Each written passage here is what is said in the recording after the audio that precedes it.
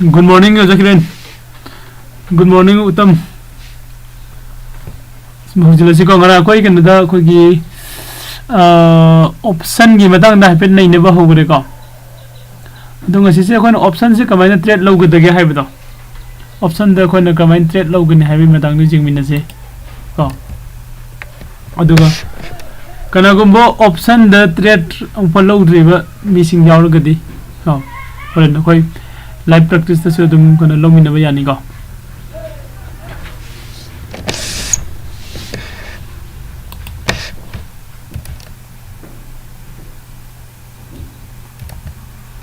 ngakta ngai boy na sum ngarangi kano do koi revision to min si ko koi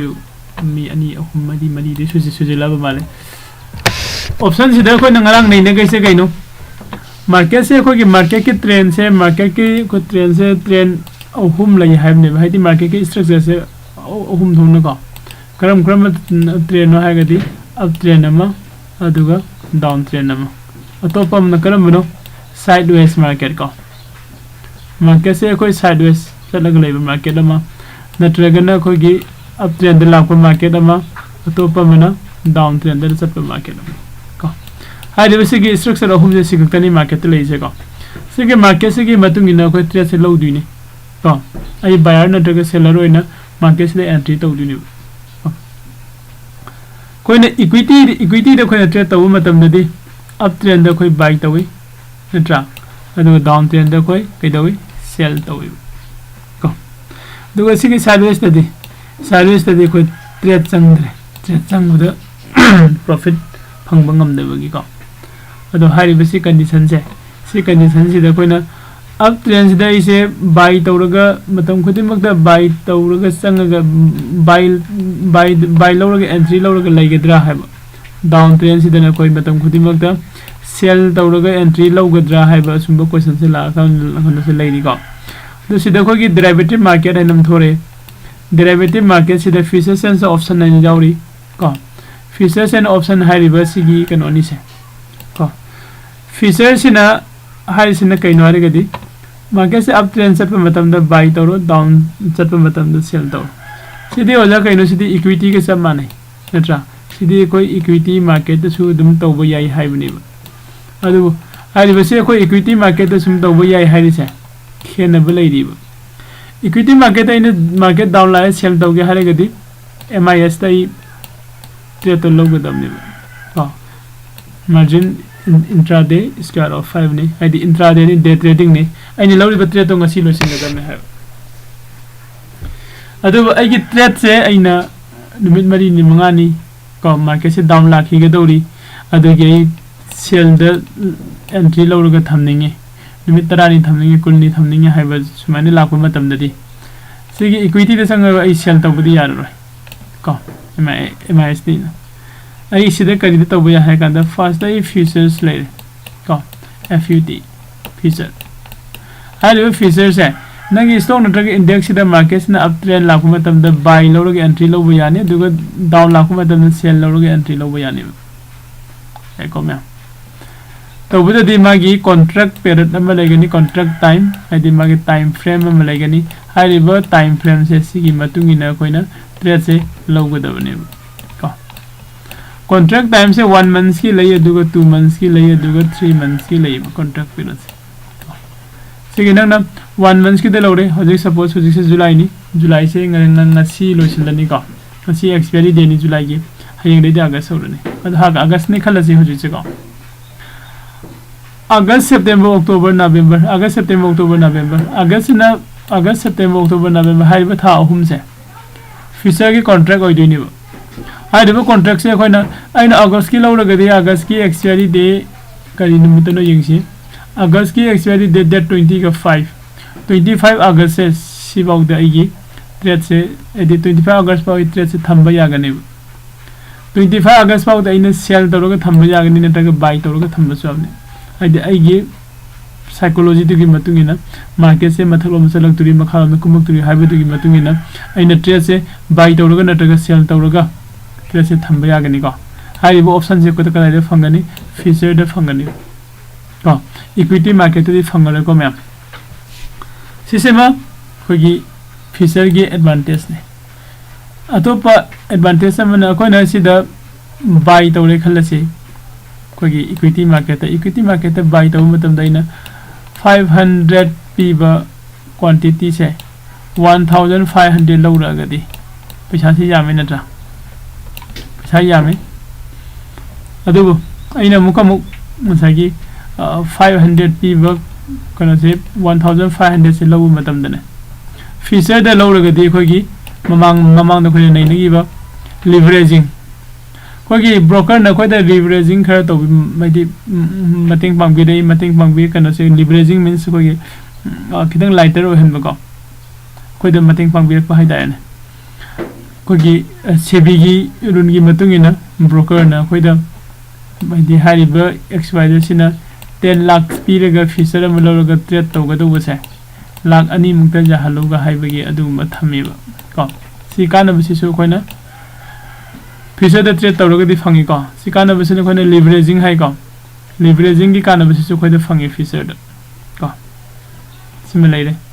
adai di koina hojiki point du market se up trend chat pa matam da di koina lairiga sangre down trend da di yade hai bi down trend si da koina features lawra thambe ai ko sumakara features se kana belai हारिबा feature से कोई नट्रेस से लोगे हारगे देखो कदाइ द संगगा लोदिनो हाइब को क्वेश्चन से फीचर से कोने लोगे दिसे कोइ निफ्टी 50 ले निफ्टी बैंक निफ्टी 50 ले बाय तो बुसो आदि सेल तो बुसो आदि निफ्टी बैंक ने से बाय तो बुसो सेल तो बुसो आदि मी म्याम ने निफ्टी द ट्रेड तो पैसा fungi Nifty bank the trade तो पैसा मांगी खोली म्याम मा हाइने ओजाइ दि कदाइ द तो बनो खंगद्रे नत्रा अदु सिदा कोइ डेरिवेटिव मार्केट डेरिवेटिव सेगमेंट सिना सेमै से कइनो हागदि Nifty 50 sidagi derive tau thoraga ko Nifty features se mi ko hairiba Nifty features se koi gi sigi watch list se sang si watch list sang ga search example se sang bio ko NIFT Nifty ko space biro FUTNEB ko se thora da Nifty feature July August September nasidagi July loina hayang dei di July gi se mangani ma si expiry oigani ko आदि expiry ओइबो means expiry दुनि date ओइग्रनि पुरा मांग्रनि सिगी कोगी stock market की लेरिबो list में हमसे सिदगी जुलाई future से 2022 की मांग्रनि को अदि सिगी जुलाई को आइने सिदा निफ्टी फ्यूचर एंड सर्च तो कांद जुलाई अगस्त सितंबर इन थोरे जुलाई अगस्त सितंबर हाइरिबो सिगी अहुम जे कोई फ्यूचर ने निफ्टी 50 साइन तरोगा बैंक निफ्टी जो कोइ न थिबो याई निफ्टी बैंक को अदुगी FUT features को निफ्टी बैंक features इस निफ्टी बैंक की तो जुलाई अगस्त सितंबर थोड़े हाइबर था हुमक से ऐड तो सिंबी भी आएगा सही तरह का हो रहा है ना मार्केट की लाइव ट्रेंड की मतुंगी ना ngarang si amna post ta da market ni intraday ta wodi fajaba ko na hanu ko gi hedging gi torom si di fajada re masi ka ge ka ko rom thak ta si sum high lai singa si se khara 100 plus okay si se mathak lon da phak lon high kha ga di asi profit lo bu jai ai yeng ji hedging am gi ni ko ngarang hedging than na han phoi friday hedging tham ba gi okay ko gi topic tong la si feature day trade lo ge hare ga di ko to suppose atai sin kano sin ko sam manare akhoi SBI de gari da khoi equity da equity market trade lo bu do sam manare just akhoi na khanglu je kaino akhoi na khangbu mathok tai je kaino aina chang da je features ne bu khangani July August September se magi contract period adi expiry month do ogine se khangani ko aduga som nakanda leisina magi feature ki price tuni have se jo khambirani ko suppose ina sida July feature na August feature se ina buy to ge hare gadi b de nam sangani ko sanga kan sida quantity ko sida equity market ka manada ba mana derivative market de khona per quantity laiba yade lauba yade ko ma'am koi per lot ta logani lot size se company edi stock to gi natraga index to gi matung ina khoi lot size se different oi ko ai basically lot size se koi nifty 50 gi features se gi oina lot size se 50 oi ko 50 quantity ajin bagi laiba price is 16678 into 50 kya ta ani dudi yeng si ko 16678 16678 into 50 क्या ताकि 8,32,900 का सी amount से पीरे के trade तौगदबने but अदुबो कइदोगे है कांदा कोई लैरिबा सेबीगी rule की मतुंगिना broker ना मखोद लेवरेजिंग तौबिरे को मसाइने लाख निपान गा लिसिंग कुंट्रा गो हमदोय पुथोगा ट्रेड तौगदबो ब्रोकर नंगम दा हाइरेसे नंगना लाख अमगा लिसिंग मरीगा सट्रेट चनिपान मुतंग हदि लाख अमगा लिसिंग मंगा मुतंग पुथोरो अदुगा ट्रेड से तौरो हाइबनि को मार्जिन रिक्वायर ना हाइस मार्जिन रिक्वायर हाइसे अखोइना पीदबा याद्रबा अमाउंट निको से अखोगी ट्रेडिंग अकाउंट दगी से पुथोगा से गी ट्रेड से लौदिनि अवाट पर लाख निपान गा खर सिदगी अवाट पर सिंग कनाना पुथोरक पा हागदि अवाट पर सिन अखोइना ब्रोकर न अखोइदा मतिंग पांगबिरकपने ब्रोकर न मतिंग पांगबिरकपसिनि अखोइना लीवरेजिंग हाइना खंगरेसिको लीवरेजिंग को ब्रोकर न अखोइदा लीवरेजिंग तौबिरकपने आगे प्रोनाउंसिएशन से मैं नुंगाइत्रगा जो इसिदा पर इदके को लीवरेजिंग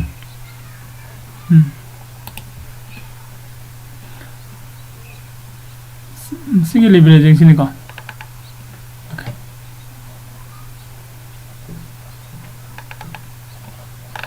लीवरेज तौबसे को लीवरेज तौबसिनि कोइदि हेन खितंग जांगहन हाइतायना खितंग जांगहन अगोम दा अचौब पोलुम अमा थंगला कांदा मी अमन मतिंग पांगबिगदि खर यांगिना नत्रा अदाइन तरो खितंग जांगहन हाइता इन लाख निपान पुथोगा ट्रेड तौगदबदो लाख अमद पुथोगा ट्रेड तौरो हागदि अगोम दा नुंगाइबा म फिल तौद्रो अदो क्वेश्चन बिग क्वेश्चन मार्क अमा लैरसिदा करी क्वेश्चन नो हारगदि लाख निपान पुथोगदबसे अइनदि लाख खतंग पुथोरे तरेबन ब्रोकर न पुथोरे अदुदि होराइना प्रॉफिट फंगकांदा खोइसे मुहागे आगे शेयरिंग तौगदरा हाइबा क्वेश्चन अमा लाइको शेयरिंग तौरोय प्रॉफिट फंगसु नंगिनि लॉस ओरसु नंगिनि प्रॉफिट फंगेना नंगि लोइन ओइगनि लॉस फंगेना नंग पुथोय बसिगि लाख अमा से सिदगी माइनस तौगिनि याइको साइन तौरगा खोइना कनो से कोगी फ्यूचर से लबु याइको फ्यूचर से लबु मतमदा खोइना येंग से सपोज निफ्टी 50 से हाइगलई हुजिक माने लैरिबा मफम सिदगी काखर खरदि मथलमना कादबु मालिगा इन खलगदि कोई कदिदे लबु याइ निफ्टी 50 से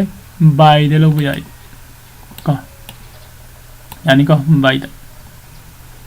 बाय दे लबु याइ अदो कइगुंबा हारिबसि मफम सिदगी मासे ममांग सना हाइदगी दुदि होजेसु सिदा मु हाइदरप याइ गा इन खलगदि concept to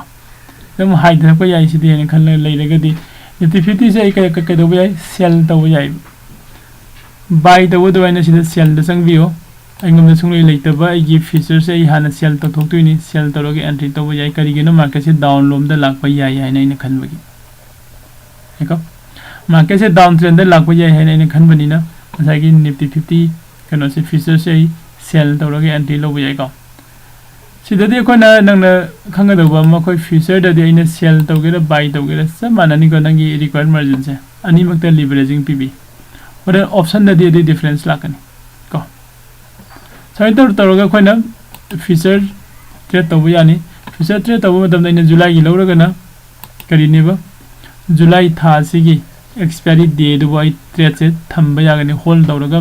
पोजीशन दम थंबा यागनि अगस्त की लौरगना अगस्त की था से पूरा थंबा यागनी दुगा सितंबर की लौरगना सितंबर की होगी एक्सपायरी डे जिंगसी को सितंबर एक्सपायरी डे से कदाई दबना सितंबर एक्सपायरी डे से 29 सितंबर ताई को 29 सितंबर ताई हाइरिबा मागी एक्सपायरी डे नंबर 29 सितंबर से सिबावइना ट्रेड से थंबा यागनी फीचर से ओके अदुदे फीचर की से साइन तौरगा लोइसिल लगे साइड को प्रैक्टिकल होइना कनागुमना पाइनिंग गजो कोई लाइव ट्रेड को वन मपन के मित्रांग अदाइ जॉइन तोबिरो अदुगा को इसा इसा के अकाउंट दम प्रैक्टिकल तब यागनी को तबुद दे कोइना फीचर द ट्रेड पागे हाइगदी एटलीस्ट 1.5 लाख मुक्ति को के ट्रेडिंग अकाउंट जावो मथौ ताइ को हे रिस्क खर जावै कइनो पैसा याम जावबगी को आइदि पैसा याम जावबनी अदा सेम जम मानना कोई निफ्टी 50 द कोइना ट्रेड तौगे हाइगदी कोई फीचर द ट्रेड तब याई हाइबा म लेरे अतोपा मन बैंक निफ्टी द ट्रेड तौगे हाइसु फीचर द ट्रेड तब याई हाइबा म ले अदुगा निफ्टी फाइनेंस द ट्रेड तौगे हाइसु फीचर द कोई ट्रेड तब यानी ngasai do na samana na khoi lobo si yani ko ado hoji koi option da mu laksi ko mya features da khoi kamai logani natraga features se kari no je sarapa man han khoi nainer ko horok bodagi na ngasi bawuda fana yam ayam badi khang mane ne khali ka okay question jam lai rami question du jeng si ko option currency USD INR pair tawsi sir okay jeng min si ko example p whether nifty high bagi muhutta currency da oina high bi sir meno na koi stock market ki class oina tawbagi ni ko adi forex la aga de currency da kan lak pa yai stock market te lak puni ni stock ta dum kan da kan nei nei ne bani utam da koi currency da su jeng min si ko beginner ki de currency option na capital saud bani na faroi dra sir currency option na kano saudi do currency option na khoi beginner ki the option da di nifty 50 da su saudi ko currency da khoi option tawbuga aduga stock ta na index da khoi option taw different khitang khak amal leiri ko adu haijera ke sir future ki di weekly contract leita bro future ki di weekly contract leite ko option khatang ni future ka kano se weekly contract ko amitras nangi question se edi future da di khona weekly contract lai de ko ado khona currency da option low buga stock to option low buga gi difference ai different masa ang khatang haijaram ge ko ai kano se hana clean tok thoke khona se ai gi trading account da 5000 jaw re khala se ko 5000 jaw ri ba paisa se aina 2000 rupees ama currency da I kano se lawre khala se ko first the currency ki case da ko hogi se ai trading account da yawre kya yawre 5000 rupees to forex da atopa man ai stock market ke ko account da 5000 rupees ama yawre sidai na 3000 gi invest auction gare ba currency da ko aduga sine stock market ni ko stock market da soina 3000 se invest auction gare adu hore nei market se aina up trend da lakane ne lawru bani ani makse ko adu up trend da lakda na down lom da lakre down lom da lakhi matam se da kai doge ka da stock market da di sigi ai 3000 se aina stop loss kam da thamau da khalase sida yawri ba 3000 se ai maximum loss se 3000 se da gi hen loss oi roi ko ai da invest tawgri be amount se sikatani be in loss oi disi sida gi hen loss oi roi currency gi market sida de ko na sida option de paira kan da kai doge kan nangi sigi 3000 se market se na down sum la ko da 3000 se losing gare khalase adai di -1 -2 -3 -4 -5 ne salani kada bo se kani mas ne down lying khagi minus la ko sine ngai nangi sida 5000 sigi sidagi 3000 na ma to gre 2000 le hori na ta -2000 baw se nangi trade se ko adi hinga ga lagi ni life wena kai gumba trade sida -2000 se la ko sidagi -2 point adi 2000 sidagi lupa ma khaktang hena minus the line ne khala ko matam nangi trade se exit to gurane matum da aduna ani se difference hai just point ang khatang ai mayam da share tawram bani ko ado ani makta khoi practical to mina ba yai trade to ba yai ko sida khoi trade to ba yai ado option da khoi na currency da pai ba ga som da pai ba gi different atai chum yam am leiri ko khoi hedging to ba khot pa hai ba su leiri ko ado khoi na khuding mak se loina aphaba ngak tani ko currency da tawba yai kade di stock da tawba yai hojikti ko gi kano da su se commodity market da su option lai ko mem commodity market da su option lai ko da su kai pai yai ko option PECE tawba da sat ki khongchat si manade kai gino sir okay ai kano da laki ko Alex Maitai ne license sir video si horen thagal toiro okay horen loibaga live adum no hojisu live chali se horen video se loibaga ko adum khagi sigi channel sida phangani ko channel sida available hoigani ko khoi nuti gi khogi video tai su phangaga leibani ko loina Zerodha gi manungdagi currency pairadi trade tawoi yabu natra sai yai Zerodha da su khona currency da trade tawu yai ko adai atopa khogi forex ki khogi platform ko broker lai sing cha da su tawu yai ko loina adai मैम मखा ताना करो दे लग सके क्योंकि features से कोई चौरापा में लोचिले ने लोअर सिका अदुगा ऑप्शन द मु लग सिका ऑप्शन द ले से कोई से कहीं ना कहीं ऑप्शन द हाई से मार्केट से कोई ना अप ट्रेंड से कोई बाई तो वो जाए हाई रे डाउन ट्रेंड से कोई बाई तो वो जाए हाई रे का यमना अंगक पनी ना सा सर कोई इक्विटी द का up trend the buy, down trend the sell or MIS the yarami feature the mula kan the up trend the buy, down trend the sell ko adi numit kharni gi magi expiry dugi matungina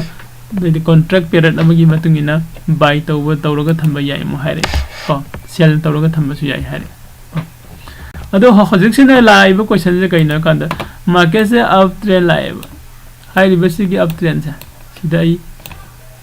buy tawraga entry tawbadai khange sell tawraga entry su tawningi ko ai sell tawraga entry tawning ba sa si sell kari ka kamaina sell tawraga entry changdino ba up trend ko atopa masu market se down trend da lai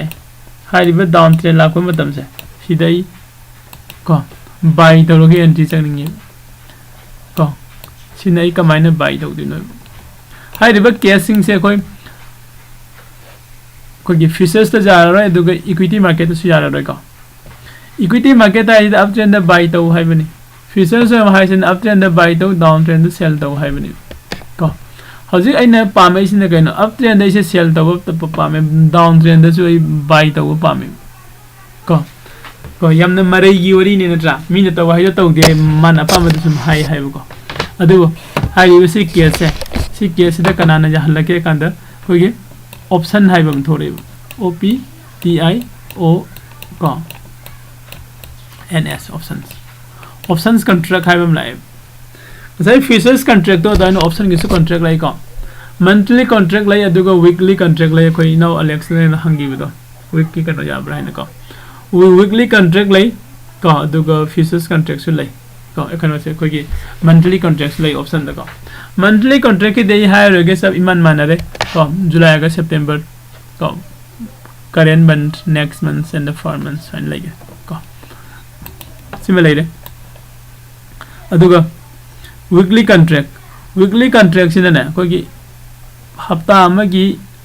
ko Friday numit se ko gi opening day hoigani aduga Thursday sin ko gi closing day hoigani hafta kudingi ko week kudingi kai gumba ko gi stock market ki Indian stock market ki kano gi matungina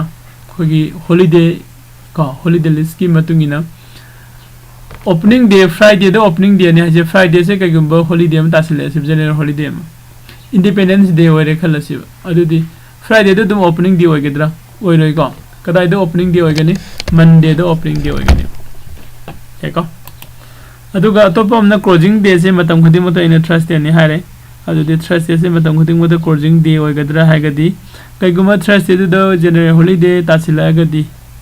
Thursday se koi closing day oiroi no mo watna ko gi Wednesday nimit ta closing day hoigani eko maino ado masai koi option contract lai option contracts te lai su koi gi magi kano su adum lak sare koi gi kano se koi gi monthly contract na traga weekly contract ka high river ko contract se la kan option da koi na option anni lai na tra call option hai ba ma aduga pull option ama ko high river call option pull option sigi matungina koi na yeng ba yai se call option se na market se na up chat pa matam da sigi up trend da kar ko matam se sida koi call option se buy to godam ne hai bane buy to bo yai pull option se na market se na down la ko matam da koi buy to bo yai ba ko ani mag buy ni ko he masai gi up trend da buy to bo se koi khange ko down trend da buy to bo se koi khang dri ba hoji pho da koi na features box tam ko matam da down trend da di sell to hai ko adu option da hai se nang up trend da buy to ge hai ga di nang gi sida call option hai ba ma leiri ba ko hai ba si call option se sida buy to bi ba ko अदुगा मु नंगना down trend buy तौगे हारगदी नंगी option करंबो option नो put option सिदा buy तौबियो लाइको अदो अप ट्रेंड अदना इदि कनो से मानदन लाबनि ऑप्शन है सिदा मागी टाइप अनि से लाबनि ना अप ट्रेंड इन कॉल से बाय तौरगदी कॉल से इन अप ट्रेंड सिदा बाय तौरे अदुदि अप ट्रेंड सिदा इ पुट पे एंट्री लोगे हारगदी कैदौरनि अप ट्रेंड पुट से सेल तौरगे एंट्री लो बुजारनि देखो अप ट्रेंड कॉल बाय तौब याय नद्रगा अप ट्रेंड पुट सेल तौरगे एंट्री लो बुजाय को ट्रेंड तौरगा डाउन ट्रेंड सु मुजेंसी डाउन ट्रेंड इन पुट से बाय तौब याय को अदुगा कॉल से इन मु सेल तौब याय सेल को करी गिनो अप ट्रेंड कॉल गी कोई गी ऑप्शन द कोई ऑप्शन की प्राइस से प्रीमियम हाई नट्रा अप ट्रेंड कॉल की प्रीमियम से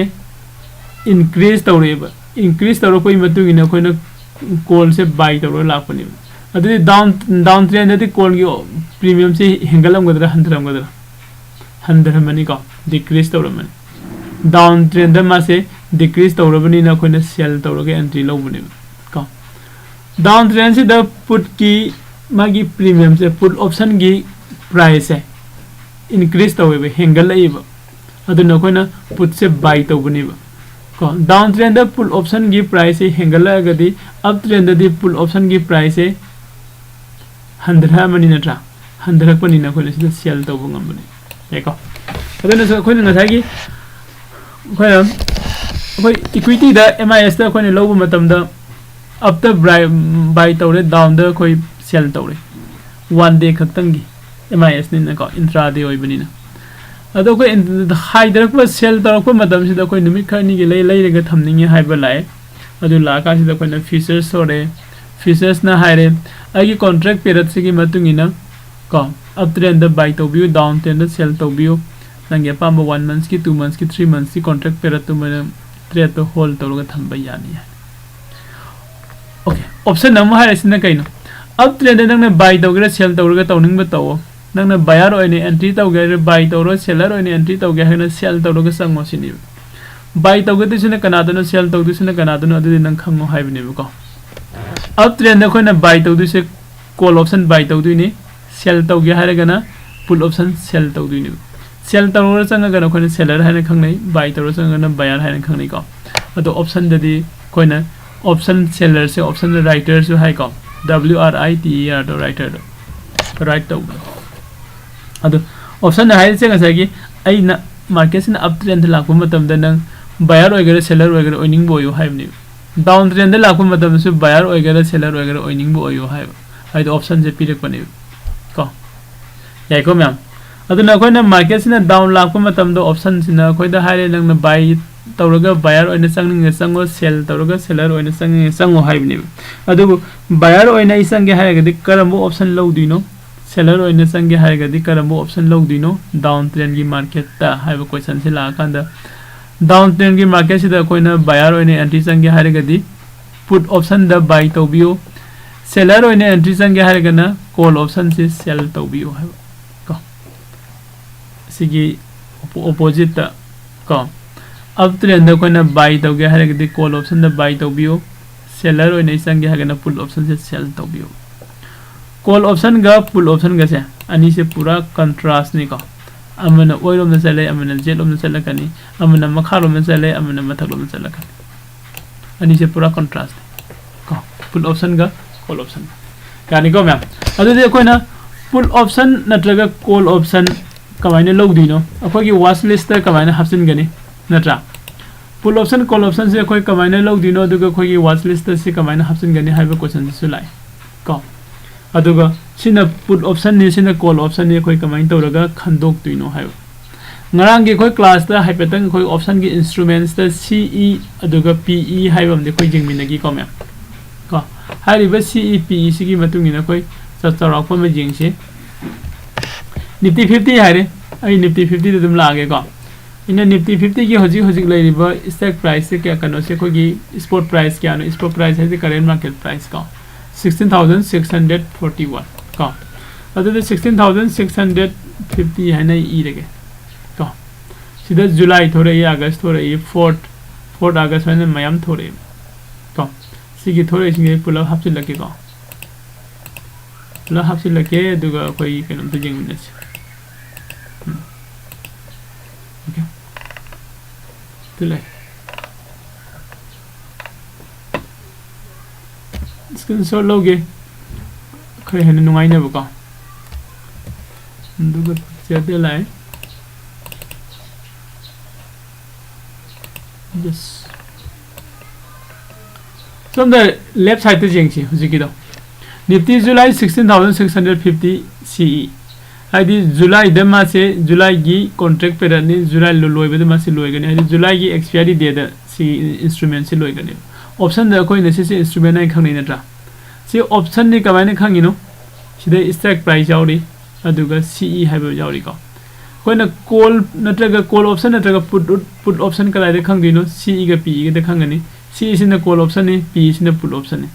ऑप्शन की प्राइस का लाइदे लेबा ऑप्शन की प्राइस है कि सोम द राइट साइड ते लेबा 17.15 नत्रगा ना का 79.70 सी से ऑप्शन प्राइस नि का यदि ऑप्शन प्राइस से कोई प्रीमियम है का खंग नहीं नत्रा सो इन तोरगा सिदे लाया अगस्त की कनो दे लेरे निफ्टी अगस्त का अगस्त ना कोई निफ्टी से ना कोई अंडरलाइंग एसेट टू नहीं का आदि निफ्टी दे की डायरेक्ट तो थोड़ा गसी की ऑप्शन की इंस्ट्रूमेंट से महीने अगस्त सारे का ना कोई मंथली एक्सपायरी का करम मागी कॉन्ट्रैक्ट मंदो करम था बागी कर कॉन्ट्रैक्ट नो कोने तो नदी से ऑप्शन कॉन्ट्रैक्ट के मतलब दो निमान से ताई से का से ना कोई स्टॉक प्राइस नहीं खांगे से ना कोई सीई कॉल ऑप्शन नहीं खाले मागी पुनः ले रही ओके मखा देखते हैं गुम धरक्सी निफ्टी 4 अगस्त है मसाई की कोई वीकली एक्सपायरी है बम लेने ट्रा वीकली एक्सपायरी से ऑप्शन द कोई ना इंडेक्स खतंग द होजिक होजिक की अवेलेबल होनी का स्टॉक तदी फंगदरी अब इंडेक्स खतंग द फंगबनी ना निफ्टी 50 से कोई इंडेक्स नहीं अदुगी सिदा 4 अगस्त है गदी 4 अगस्त सिगी हारिबो ऑप्शन से एक्सपायरी होगनी है बनी का 11 अगस्त ते एक्सपायरी होगनी है 18 अगस्त ते एक्सपायरी होगनी अतै दि सेम लोइन ओरे को सिन स्टॉक प्राइस नि सिना मंथली एक्सपायरी दुनि अतोपा मना सोम दे लैसिन खोगी प्राइस ऑप्शन की प्राइसिंग दुनि ऑप्शन प्राइस है प्रीमियम सिंग यार को मैं अदु दे कना दम लाके खोगी सिदा ओके हजिक मार्केट के अप एंड डाउन को मार्केट के अप एंड डाउन मयाम न सुम ngong न बम सुलै ऐसे मतलब ऑप्शन द ट्रेड तब मतम द ये चार्ट से करम चार्ट जिंग दिनो नंबर 1 क्वेश्चन से को नंबर 1 क्वेश्चन चार्ट से करम चार्ट जिंग दिनो हाइबे मतम सिदा मार्केट न अप चट मतम द कॉल ऑप्शन द लयु डाउन चट मतम द पुट ऑप्शन द लयु हाई अदु दे ऐसे मार्केट के चार्ट से आइगी अंडरलाइंग एसेट ओइलिब निफ्टी 50 के चार्ट से जिंग व्यू सी जेंग का द मार्केट से अब तक लाकुनी न कोई बाय तोगे हाइगे कॉल द बाय तोरनी सेल तोरोगे एंट्री सेलर ओन एंट्री तोगे हाइगे सेल पुट सेल तोरोगे संगनी देखो अदु देखो न बाय तोबो सेल तोबो की माय प्राइस डिफरेंस हम यंगसी सिगे 79 रुपीस पी दिबा कनो से को इंस्ट्रूमेंट से बाय तोगे ये यंगसी को से न बाय तोबो मतम दा इंगम दा का होइसे क्यानो 4985 रुपीस से दका होइबो 50 क्वांटिटी मिनिमम 50 क्वांटिटी लोगे दमने से जो ngसागी फीचर दुगा मानब कोइदि फीचर दुगा मानब मोंग द पर लोड तक कोई ट्रेड तोगनी पर क्वांटिटी द ट्रेड तोबो यादे को अदर मार्जिन रिक्वायर मानसी द होलगा पीरे 3985 फीचर दसी अखोना लिवरेजिंग फंगे आइदि ब्रोकर न खोइ द लिवरेज तोबि लै अमाउंट खरा ऑप्शन दि लिवरेज तोदरे को हानदि ऑप्शन दसु लिवरेज तोरमे कदाइदे तोरंगे कता इंट्राडे एमआईएस द लौरगा दि मागी सिगी रिक्वायर मार्जिन से खतंग डिफरेंट होइरमे को तम लौथोखिबदुना लिवरेजिंग तम लौथोगा खोगी हंदक की से कनो से सेप्टेम्बर 2021 दगी पूरा लौथोखरे खोलोइना लिवरेजिंग अमता पीदरे ऑप्शन की इंट्राडे हानदे पीरमिको अदो सिगी अमाउंट से कोई पीगदबने से अमाउंट से पीरेगा कोई बाय तौरगा एंट्री लो बुजानी करीदा सेल द आइन सेल एंट्री लो बाय तो से कइनो मार्केट से अप ट्रेंड चली हाइबेको अप ट्रेंड चली ऐसे सेलर होइना एंट्री लो गे हाइरगदी पुट द सेल तो बुजानी को सेल द नंबी sida magi price difference to jengbi required margin ngasai lupa lising ahum ga khara kitani hojekti si ai seller on entry sangi haragdi 1,04,321 rupees se I have to pay sai gi sigin just long na hona ko matam adu sigi amount sai leitragadi etre to bu yaro hai seller on sang bu yaro ko seller on sang bada koi da paisa se sauri se kari gi no have question nam chu lai na ta ko horen buyer amaga seller amaga ani gi makta tre to lagtuini buyer amaga seller amaga ani du gi marak sida tre se lagpu matam da seller se na kari hoidino seller se na ngasagi magi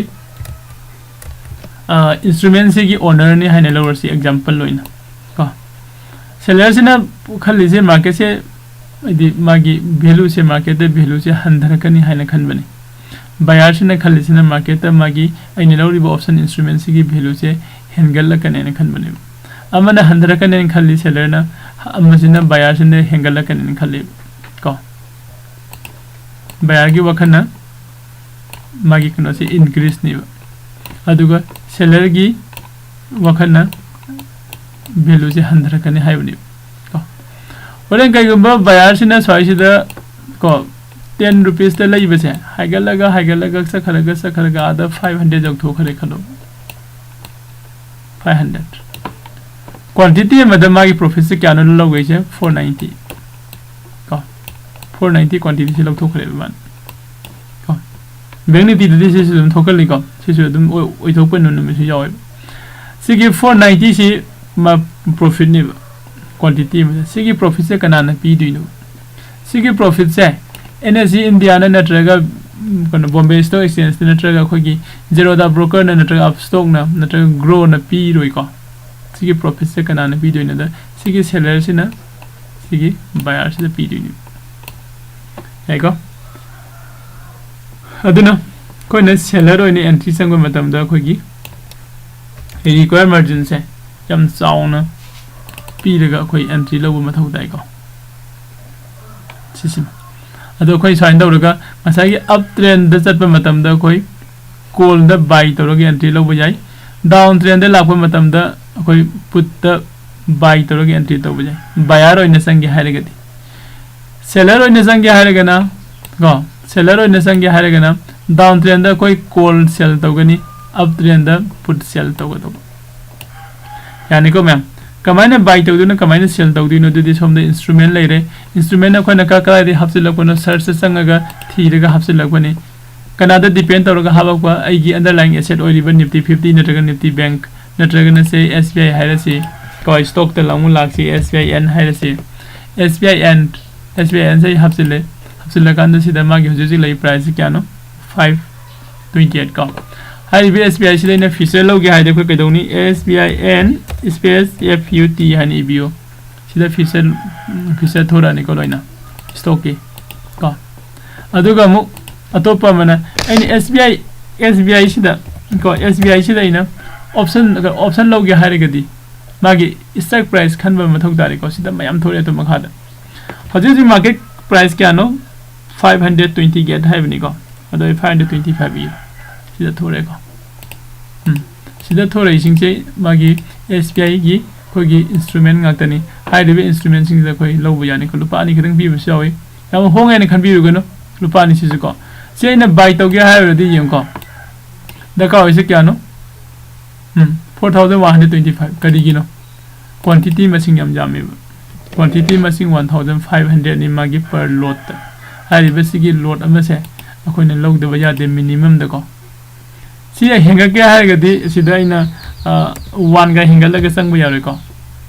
si henga la ke ga di ina sang du se am tara sa lising 300 quantity ha de 2 lot san thore se ma kha da si lo go do hai ko ado samana na ga sida ko ne sell do ge ha ga di ko sida yengo buy do ge ha ga di ko ne lo ri se kya da na quantity ani sida lupa lising ni pan ga chani jang he ka ta ne ko ne seller ne entry lo ge ha di ko 5,63,409 rupees se pi gedam ne seller ore gadi kari gino ngasai gi concept ne do buyer sina se lupa ani ga paisa 100 manga da trade se lori ba quantity le singa ho होरेन कईगुंबा सिगी लुपा अनि सिना लुपा 10 जोगथोखदि जोगसि जोगदोनि market की मुफ्ती मेनमान ताबे नते को मयाम की concept मयाम की psychology की मतुगिना पूरा सखिदुइन को लुपा 10 जोगथोखदि अदुदि profit मयाम दो लुपा 3 की 7.25 की प्रॉफिट तो कनाना पीदिनो सेलर ओइना एंट्री लौरिबा इना पीगदमने को अदुना कोइना सेलर ओइना एंट्री चंगबा मतमदा पैसा सि याम चाउना पीदिगा चंगी को तो सेलर ओइबे कानबसु लै अदो खोइ को मखा ताना दुम डिस्कशन तौमिनसि को सोना इन मैम दे जेंगनिंग से कोइना स्टॉक तगी डेराइव तौरगा derivative market direct derivative segment सेमी को एग्जांपल ओइने SBI पी रेना SBI सी को कोई इक्विटी मार्केट ते लेबा दुम स्टॉक ने हारि बसिगी SBI सिदगी डेराइव तौथोगा future derivative market futures SBI future सेमे SBI दगी डेराइव तौथोगा कोगी को options call option pull option सेमे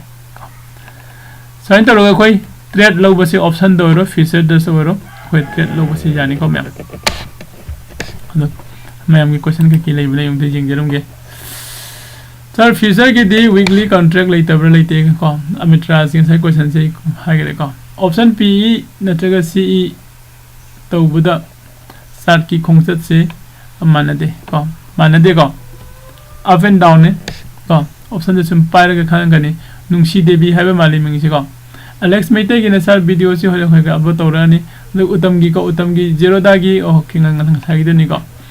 Zerodha तो कोई संग करेंसी तुम पाइबे को मैम तो किसी संग से लगा से सपोज से ही क्लीन तक थोकी USD INR and TBU INR इतना ब्रो स्टेले नवंबर फ्यूचर ले रहे USD अक्टूबर फ्यूचर ले रहे सितंबर फ्यूचर ले को दम ले रहे फ्यूचर को सिना फ्यूचर ने अदुगा 12 अगस्त फ्यूचर को 19 अगस्त फ्यूचर ओके सुमाइना मागी दे कनो सिदा दे से कनो से ले को सिदा कोई संग गत्रे दम तो यागनी को अदु सिगी मतंग से मखोय ख तबना जिंगमिनसे को हजिक से हाने स्टॉक के हाना लोइसिंग से वरो यादे को तम कोई स्टॉक मार्केट की लाख से स्टॉक के हाने लोइसिन से अदुगा मु करेंसी दसु लाखसे मु को मैम पुन्ना दम तौमिनसे पुन्ना को लाइव ट्रेड दसु मैम दम जावबिरो खोगी WhatsApp ग्रुप त नतगा Telegram ग्रुप त खोगी कनो से लाइव ट्रेड की लिंक दम थाबनी को अय हजिक दम पुंग मापन ताबगा शेयर तौजरागे को लाइव ट्रेड की खोगी लिंक तो इलो रखे को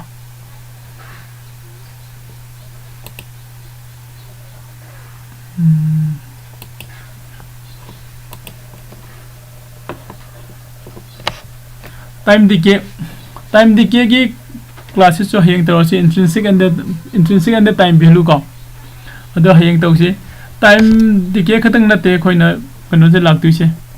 खोगी ऑप्शन ग्रीक किसु हापे सराफा मदम नाइनरम बयाई को टाइम दिके की खोगी हजि लैदिबा कनो से सिदा सोई कनो त सो हाइजरम के को से YouTube त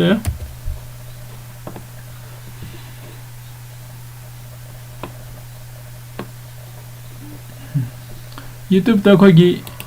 चैनल कनो से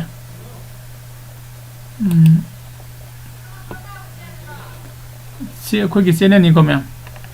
हाइ बसिगी चैनल सिदा चंगबि लगना खोगी intrinsic and the intrinsic value and time value intrinsic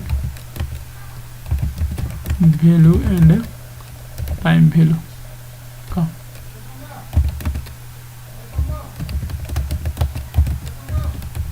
Manipur गुम्बा हारगा सर्च तो फंगबदि मैम तामे को भजन ओके लमजिंग मेरा एकेडमी की सिते लेरे अजिबाउ द 957 व्यू नि को से जेंबियो को से जेंबियो यामना कुइरबा वीडियो ने सही मगी ममांग सेमगिबा वीडियो ने हाइरिबसिगी वीडियो से जेंगा कांदना ꯀꯩꯅꯣꯁꯦ ꯌꯥꯝꯅ ꯐꯖꯅ ꯑꯩ ꯌꯥꯝ ꯇꯞꯅ ꯑꯦꯛꯁꯄ꯭ꯂꯦꯟ ꯇꯧꯕꯅꯤꯀꯣ ꯁ꯭ꯂꯥꯏꯗ ꯁꯣ ꯑꯃ ꯁꯦꯝꯃꯒ